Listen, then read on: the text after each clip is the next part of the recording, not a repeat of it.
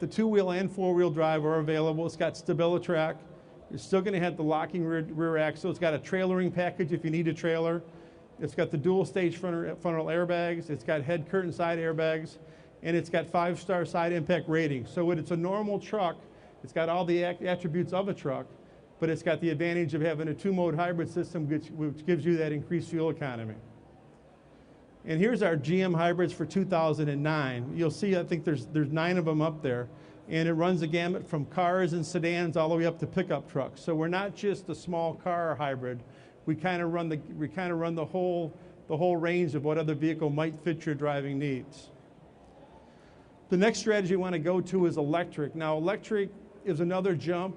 From an infrastructure standpoint, we're moving towards that, or how to get there is moving increasingly fast also. And just as a caveat, I guess there was some negative press when GM worked with this back in the 90s with the EV1 vehicle out in California. But a lot of that technology that came from that EV1 is now being used in electric vehicles now. So to say that was crushed and thrown away would not be the exact truth, because the technology and the lessons we learned and some of the advancements and improvements we're now used in the hybrids and the electric vehicles that we currently are developing. Electricity, why electricity? It's generated from a wide range of sources. Many of them are renewable. It has extensive amounts is available, especially off-peak. To say that everybody's going to refuel their car with electricity at 3 o'clock in the afternoon on a 90-degree day in the summer, that obviously isn't a good combination. To say somebody's going to refuel their car at night when it's in the garage at 2 a.m., when everybody's asleep and the amount of peak demand is diminished, that's the time when they need to reload their electric vehicle. It's a lower cost alternative to petroleum. And what we call it our E-Flex system is what we use as a basis for the chassis for our electric vehicles. The Volt is considered an electric range electric vehicle, EREV is what it is, and it was revealed on our GM's 100th anniversary last September. It should be in the dealerships by December of 2010, like I said, about 18 months from now. The primary fuel is electricity. The secondary fuel is gasoline. So you'll be able to run on electricity, and then the gasoline will be the backup until you get to a chance to restore it.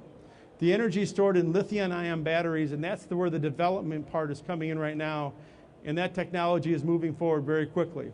It's charged by plug-in. You just plug it into the receptacle in your garage. It's also charged by the internal combustion engine. So right now it'll deliver up to 40 miles of driving range, gasoline and emission-free. When that 40 miles is up, we're at about 35 or 36, it'll kick over to the gasoline engine. Whether that gasoline be E85 or biodiesel or regular gasoline or CNG down the road, who knows?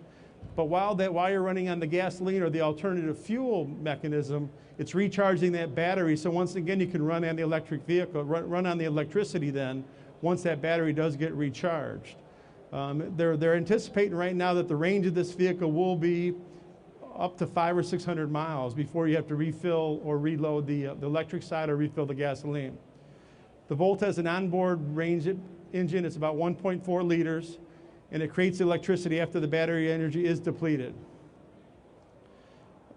The Volt's all-electric range of about 40 miles is greater than the average daily commute of about 78% of Americans. If everybody living out in the suburbs used that to drive downtown today, came down to Chattanooga and used that, there would have been no emissions and no gasoline used to get down here and then go back. Most of it will be emission-free, and I guess that's the goal, is to have the greatest concentration of the number of miles driven to be utilizing the least amount of petroleum and emitting the least amount of emissions too. The electric drive unit delivers the equivalent of 150 horsepower and 273 foot-pounds of instant torque, and the top speed is 100 miles an hour. So it's not a golf cart where it only is going to go 45 or 40 miles an hour. This vehicle will be able to accelerate onto highways, stay consistent on highways, and then you can use it in your everyday travel without worry about the speed or the power of the vehicle. Another concept we have is the Cadillac Provoke. In this application of the E-Flex, a fuel cell replaces the engine generator, and the fuel tank stores the hydrogen. The lithium battery pack delivers a range of about 300 miles in this vehicle, and there are 0 emissions. So that would be the next generation, the next step forward that is currently in development, or there's probably some of these driving around in our proving grounds or maybe out in Arizona right now. It's not ready for consumer consumption or ready to go to the dealerships, but this is where we're taking this type of thought and this type of evolution to this level. The next strategy, which is the 5th part of that 5-part paradigm I showed you before, is the fuel cell, the hydrogen fuel cell. The Chevrolet Equinox fuel cell, right now there's about 100 of those driving around in the US. It derives its energy from hydrogen. The benefits of hydrogen fuel cells is there's 0 petroleum, there's 0 greenhouse gas emissions, and 0 tailpipe emissions. The 100+ vehicles I spoke about are in something called Project Drive-Away. They're located in California, Washington, D.C., and New York. We're getting real-life feedback from consumers who've answered questionnaires or gone on the internet, from journalists, from media types, from congressmen. They're all driving them to see what they're like.